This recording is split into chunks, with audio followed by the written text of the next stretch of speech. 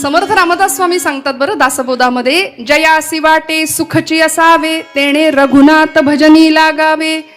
जयासी वाटे दुःख असावे तेणे खुशाल विषय चिंतित जावे. समर्थ म्हणतात ज्याला दुःख व्हावं असं वाटतं त्यांनी खुशाल विषयांचं चिंतन करा, पण सुखाची अपेक्षा असेल ना तर विषय तो त्यांचा झाला नारायण.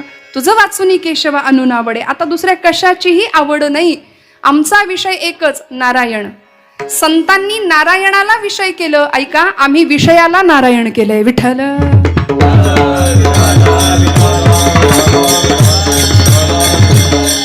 पंचभौतिक विषयांच्या मागे मनुष्य धावतोय आणि एखाद्या वेड्यासारखा आशेच्या मागे आम्ही धावतो ना.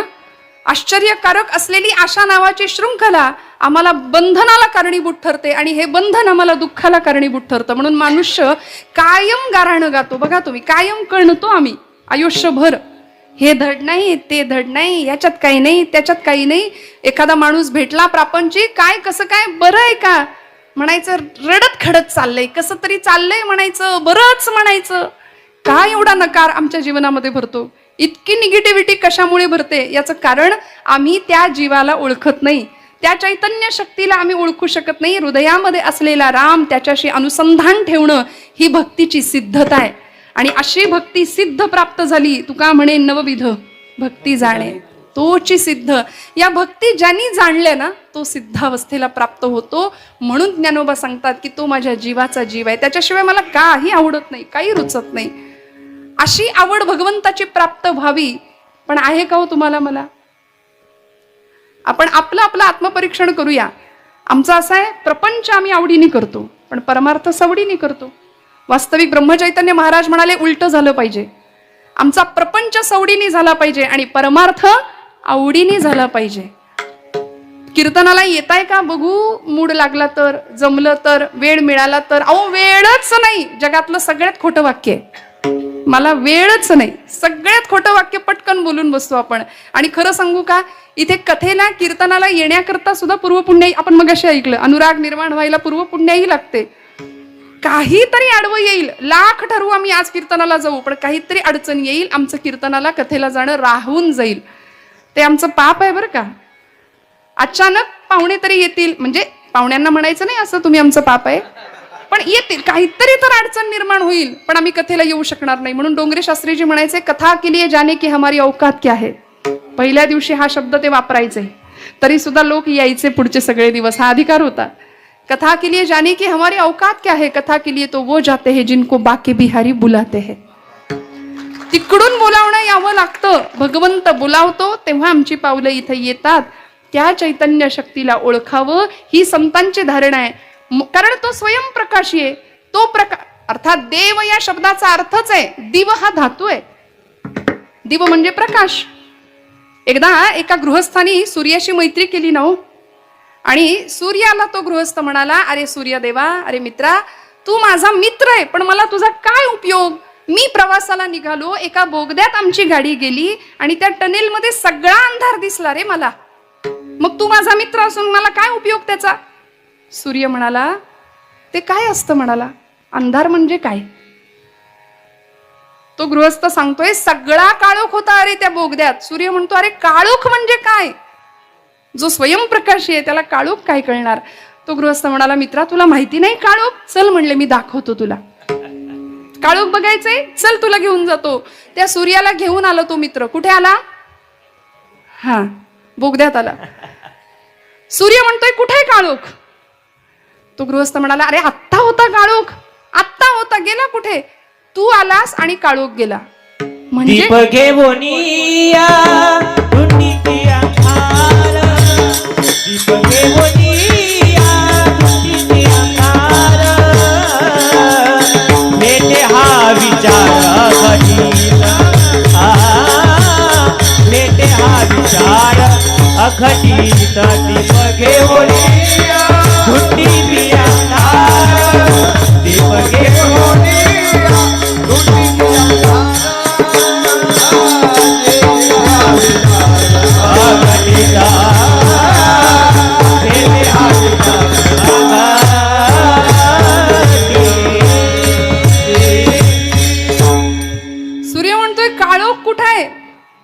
आला रे तू येण्यानी प्रकाश आला, त्यामुळे काळोख गेला.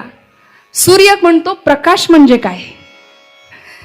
जो स्वतः तेजपुंज आहे त्याला प्रकाश आणि काळोख याच्याशी काय फरक आहे हो? सोहिरा म्हणे ज्ञान ज्योती, तेथे कैची दिवस राती, तया विणे नेत्रपाती, तया विणे नेत्रपाती, हालवू नको रे हरी भजना वीण काळ, घालवू नको रे हरी भजना वीण काळ, हरी भजना वीण काळ, घालवू नको रे हरी भजना वीण काळ, घालवू नको रे. दोरीच्या सापा भिवूनी भमा, दोरीच्या सापा भिवूनी भमा, भेटी नाही जीवा शिवा, भेटी नाही जीवा शिवा, अंतरीचा ज्ञान दिवा, मालवू नको रे हरी भजना वीण काळ, घालवू नको रे हरी भजना वीण काळ,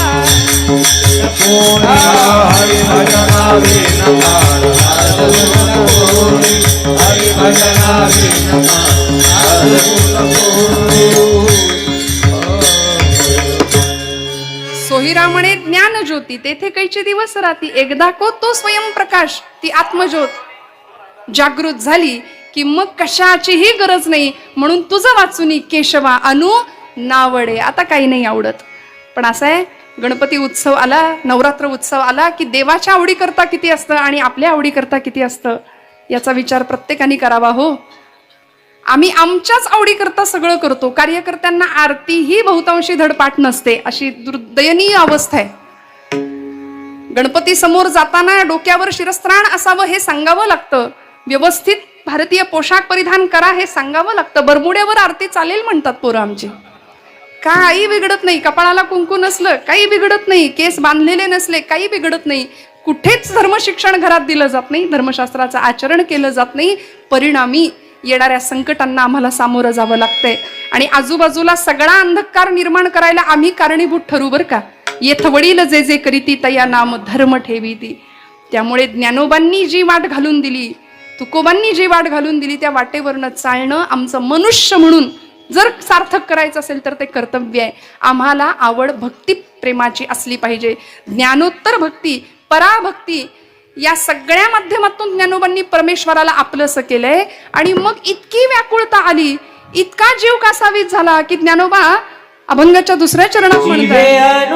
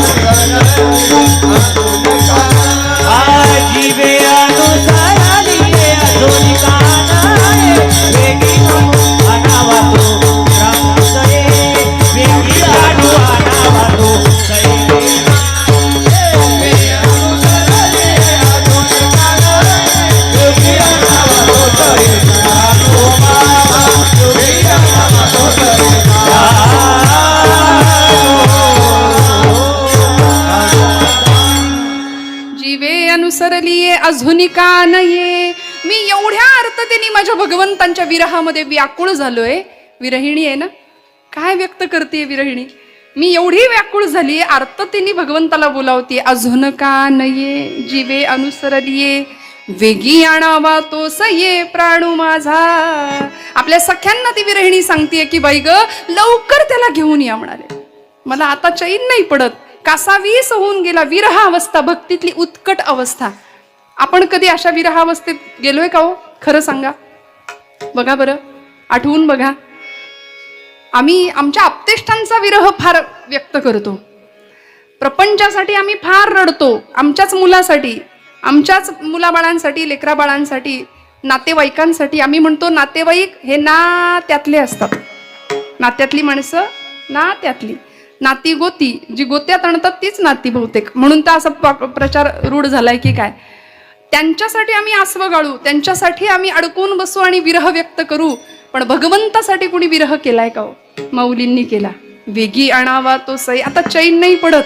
भगवंताला बघितल्याशिवाय या जीवाला शांतता मिळणार नाही.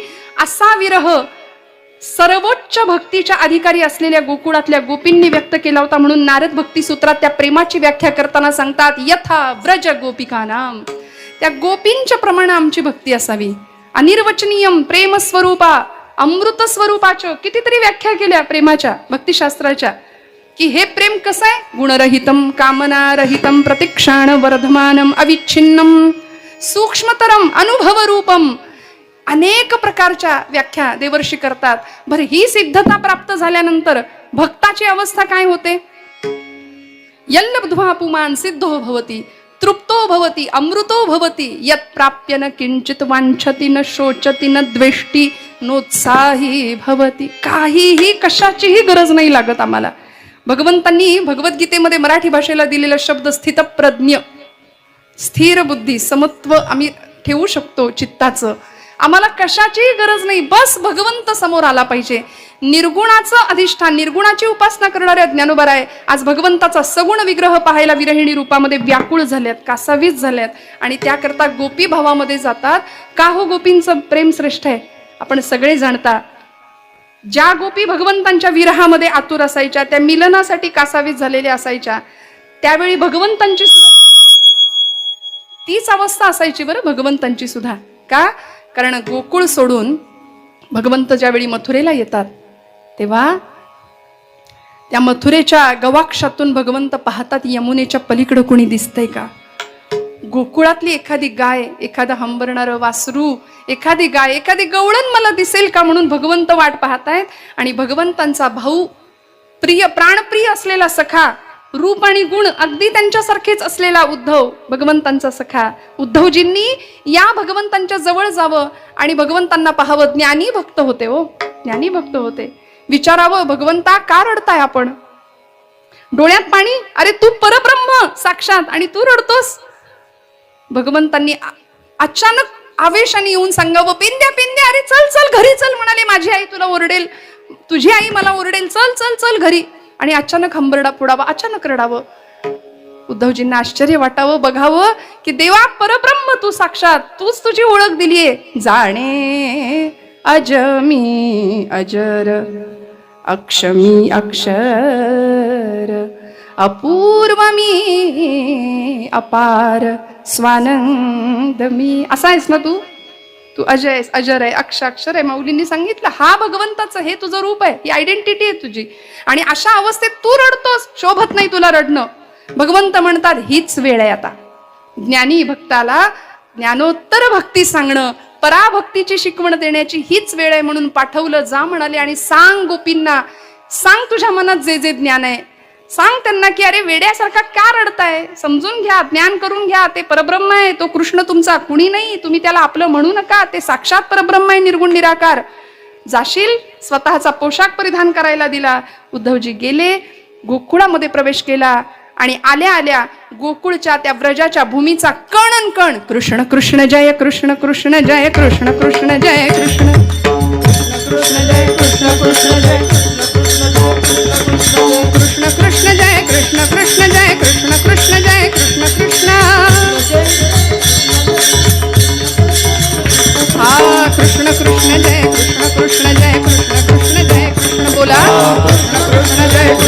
कृष्ण जय कृष्ण कृष्ण जय कृष्ण कृष्ण जय. ज्या भूमीचा कण अन कण कृष्ण स्वरूपामध्ये रममाण होते सगळेजण, भूमीतल्या कणाकणातून कृष्ण कृष्ण कृष्ण कृष्ण ध्वनी यावा. उद्धवजी समोरे जातायत. नंदबाबांना बघावं जरा जर्जर कृश झालेली काया, यशोदा मातेला बघावं वेड्या पिशासारखी धावत फिरतीये, यमुनेकडे जाते. माझा कृष्ण आलाय का, माझ्या कृष्णाला पाहिलं का, एखाद्या वेलीला कवटाळून घ्यावं, माझ्या कृष्णाला पाहिलं का. नंदबाबांची कृश झालेली काया पाहावं उद्धवजींनी. काय बोलावं, कशासाठी आलोय काही क्षण विसरूनच गेले हो. मी ज्ञान शिकवायला आलो या लोकांना. पण जवळ गेले आणि सांगितलं की अरे नंदबाबा, यशोदा माता, कशासाठी तुम्ही माझं माझं करताय त्याला, तो तुमचा कोणीही नाहीये. लक्षात घ्या, तुम्ही ज्याला तुमचा पुत्र समजताय तो तुमचा पुत्र नाही, ते साक्षात परब्रह्म आहे. तुम्ही त्याला तुमचा पुत्र समजताय, तो तुमचा पुत्र नाही, तो तुमचा सखा नाही, तो कोणीच नाहीये. तो निर्गुण निराकार परब्रह्म आहे, अजर आहे, अव्यय आहे, अक्षय असलेला परमात्म तत्व आहे ते. नंदबाबा म्हणाले उद्धवजी, आम्ही तुम्हाला शहाणं समजत होतो नाही का, ज्ञानी आहात असं आम्ही समजलो, पण आमचा समज चुकीचा निघाला. कारण तुम्ही काय म्हणालात, ते परब्रह्म आहे. बरं, मग आम्हाला सांगा, परब्रह्म कधी चुकतं का. यशोदा माता विचारते, देव कधी चुकतो का हो. ते म्हणाले नाही, देव कधीच चुकू शकत नाही, परब्रह्म कधीच चुकू शकत नाही. हो ना, मग 1000 वेळा त्यांनी आम्हाला आई बाबा म्हणून हाका मारल्यात. देव म्हणावा असा एकही गुण आम्हाला त्याच्यात दिसला नाही. तो उत्तम खोटं बोलायचा, तो उत्तम चोऱ्या करायचा, एवढं सगळं तो करत होता. आणि तो तुम्ही खुशाल म्हणतात तो आमचा कुणी नाही, तिथे काहीच चाललं नाही. म्हणून गोपींकडे गेले आणि गोपींचा तर भाव साग मदनी सानी मग गमध गमग सा. गोपींच्या जवळ यावडी उद्धवांनी गोपींना सांगावं, अगं गोपींनो, वेड्या की काय तुम्ही, काय सारखं कृष्ण कृष्ण करता, त्याला ओळखून घ्या, तो कोण आहे, ते साक्षात चैतन्य तत्व आहे. नका असं करू, नका रडू विनाकारण त्याच्यासाठी. गोपी म्हणाल्या, त्यांनी काय होईल. ते म्हणतात, तुम्हाला स्वर्ग सुखाची प्राप्ती होईल, परमानंदाची प्राप्ती होईल. हो ना, मग असं स्वर्ग सुख आम्ही नाकारतो म्हणाल्या. ही अवस्था आहे. म्हणून यथाब्रज गोपिका नाम. काय विरह भाव आहे, काय विरहिणीची अवस्था आहे. गोपी सांगतात, श्याम तन श्याम मन श्याम ही हमारो धन. धिन दिन धक धक तू ना कत्तिन धक धक धीना, धिन दिन धक धक तू ना कत्तिन धक. श्याम तन श्याम मन श्याम ही हमारो मन, श्याम तन श्याम मन श्याम ही हमारो धन. आठो यामुधो जी हमें श्याम से ही काम है, श्याम तन श्याम मन श्याम ही हमारो धन, श्याम तन श्याम मन श्याम ही हमारो धन. श्याम गति श्याम मति श्याम ही है प्राणपति, श्याम गति श्याम मति श्याम ही है प्राणपति. अंधे के सिला करी आधार श्याम नाम है, श्याम मन श्याम तन श्याम ही हमारो धन. उद्धवजी तुम भय बोरे, पाती लेकर आए दोरे, सुर जोग कह राखे यह रोम रोम श्याम है. आता इतकं भरलंय अंतःकरण रोम रोम की आता कृष्ण नाही म्हणायला सुद्धा जागा शिल्लक नाही. इतकं आम्ही भगवंत स्वरूप झालो. बस त्याला फक्त एवढं सांगा की आम्ही आनंदात आहोत. ही विरहातली अवस्था आहे. त्याच्याशिवाय व्याकुळणारा जीव. गोपी सांगतात की असा भगवंत अजून काय येत नाही. माऊलींनी हा भाव व्यक्त करावा की तो भगवंत मला कधी भेटेल. श्रोते हो, इतकी वाट तर तुम्हाला मला बघायला कधी जमली आहे का. मला खरं सांगा, आपण नैवेद्य समर्पित करतो भगवंताला, पण देव जेवत नाही म्हणून आपण कधी रडलोय का. परमार्थातला उत्तम टप्पा आहे उपासनेचा प्रतीक्षा. वाट बघावी लागेल. पहिला टप्पा आहे प्रयत्न, दुसरा टप्पा आहे प्रतीक्षा, तिसरा टप्पा आहे प्रार्थना आणि चौथा टप्पा आहे प्रसाद. विठ्ठल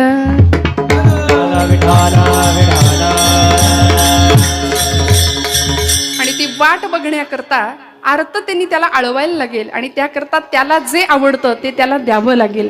त्याला त्याचं नाम आवडतं. श्रोते हो, विठोबा रखुमाई बोला, आवाज येतो, टाळी वाजवा.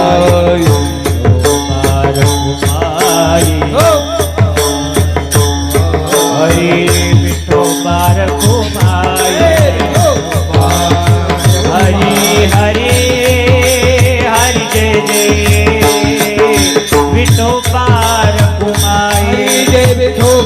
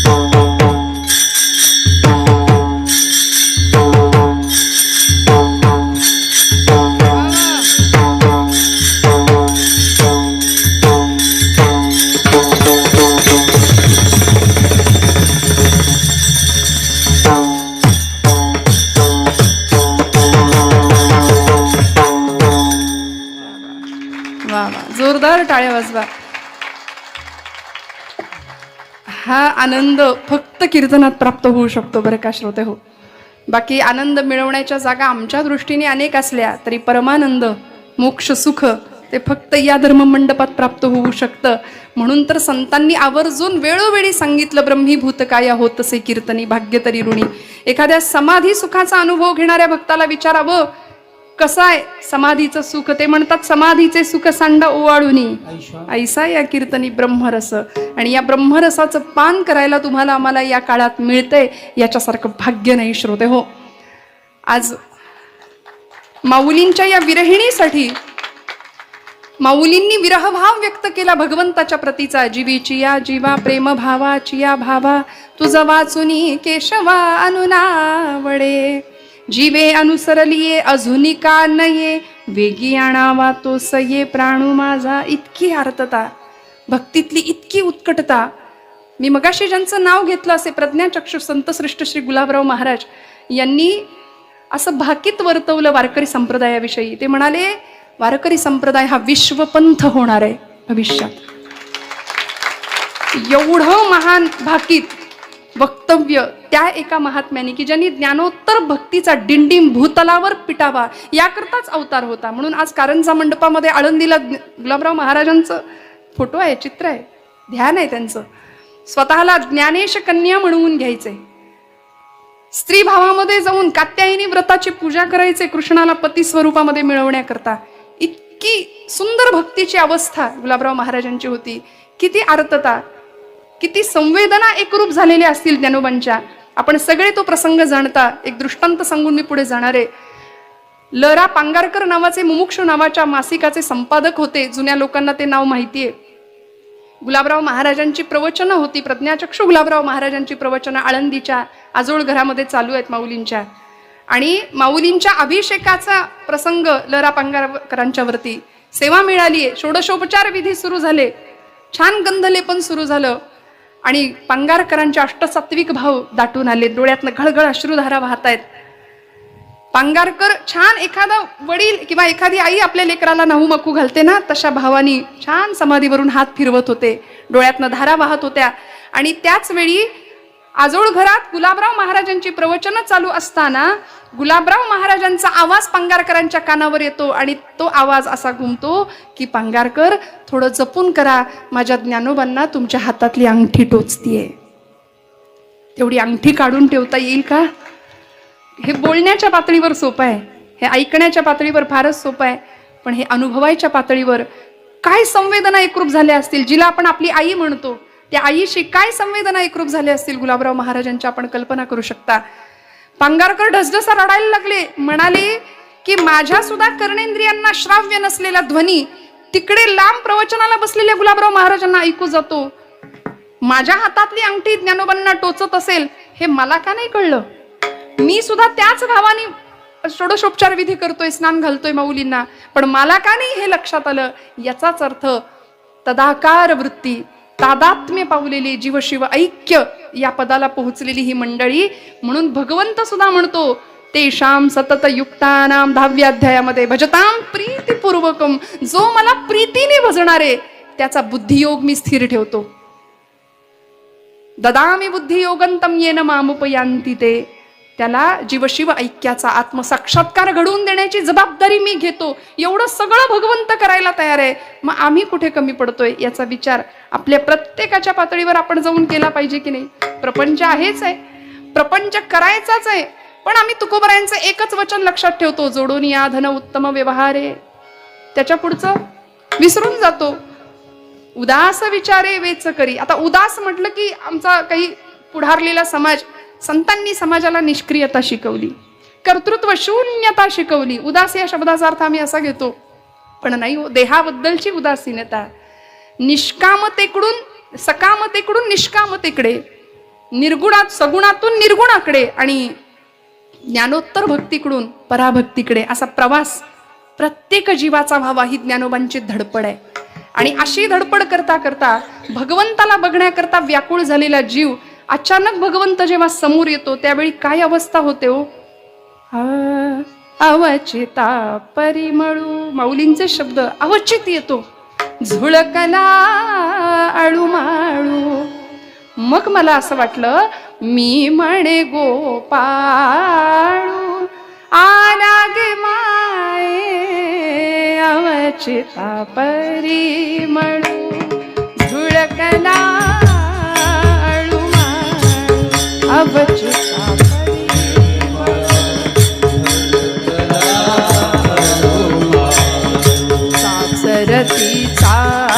चाचरती बाहेर निघाले, चाचरती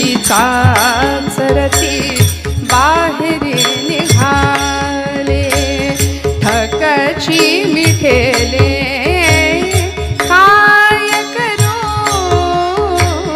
अवचिता परिमळू झुळकला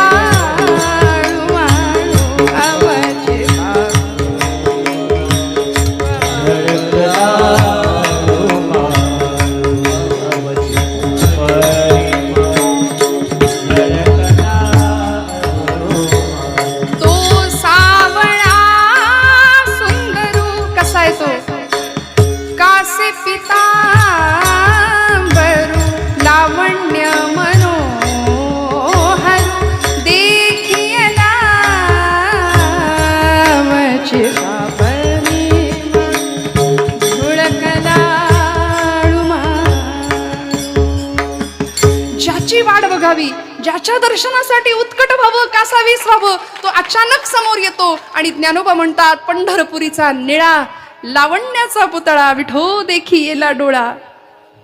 असा सुंदर राजस सुकुमार तुकोबांच्या भाषेत मदनाचा पुतळा रवी शशिकळा देखील या पाहिलं हो संतांनी. त्यांच्याकरता तो आला, त्यांच्याकरता कासावीस झाला. आपल्याला भागवतामध्येच आलेल्या एका गोष्टीचा उल्लेख आपल्या सगळ्यांना माहिती आहे. भगवंताला बरं नाही वाटलं तर ज्या गोपींनी स्वर्ग नरकाचा विचार न करता त्या भगवंतांना सर्वांगाला लावायला पायधूळ द्यावी, ते गोपींचं प्रेम आहे भगवंताच्या वरत. म्हणून यथाब्रज गोपिका नाम देवर्षी म्हणतात ना, एखाद्या दिवशी भगवंतांचं शरीर तापाने फणफणून निघावं, द्वारकेतला गृहस्थाश्रम चालू आहे भगवंतांचा, गोपींची आठवण आली म्हणून मन नाराज होतं, चिंतित होतं. रुक्मिणी आई साहेबांनी विचारावं, देवा काय झालंय तुम्हाला, बरेच दिवस पाहतीये, कसली तरी चिंता मनाला खाती, एवढं ऐश्वर आहे द्वारकेचं, एवढं वैभव पायाशी लोळण घेतंय आणि तुम्ही का बरं असे चिंतित आहात. भगवंत म्हणाले, रुक्मिणी तुला सांगितलं तर आवडणार नाही, रुचणार नाही, पचणारही नाही कदाचित, पण सांगितलं सांगतो. म्हणाले, ऐक, मला गोकुळची आठवण येते, माझ्या गोपींची आठवण येते, माझ्या आईची आठवण येते मला. आणि असं बोलल्या क्षणी रुक्मिणी सांगते, अहो इथं एकापेक्षा एक सुंदर पतिव्रता स्त्री असताना तुम्हाला त्या गवळणींची, त्या अडाणी गोपींची आठवण व्हावी. गोपींना अडाणी म्हटलेलं आवडलं नाही, ताप चढला हो भगवंतांना, त्रास झाला, व्यथा झाली हृदयाला. आणि मग या तापासाठी औषध, अनेकांनी अनेक प्रकारचं औषध केलं, कुठेच औषध मिळेना. शेवटी देवर्षींना यावं लागलं, आमच्या या गादीचे मालक. देवर्षी म्हणाले, देवा तुम्ही सांगा पत्ता, मी जाऊन आत्ता पायधूळ घेऊन येतो. म्हणाले, काय औषध आहे. भगवंत म्हणतात, ज्या व्यक्तीचं माझ्यावर खरं प्रेम आहे, खरं भक्ती प्रेम आहे, त्या व्यक्तीच्या पायाची धूळ मला माझ्या अंगाला लावली की माझा रोग बरा होणार आहे. देवर्षींनी सगळं त्रैलोक्य पालथं घातलं हो, कुणीच पायधूळ द्यायला तयार नाही. जो तो म्हणतो परब्रह्म, ते साक्षात परब्रह्माला आपल्या पायाची पायधूळ लावायची म्हणजे नरकात जाण्यासारखं आहे. भगवंत म्हणतात, गोकुळात जा नारदा. नारद गोकुळात येतात आणि गोपींची ती रास क्रीडा पाहतात.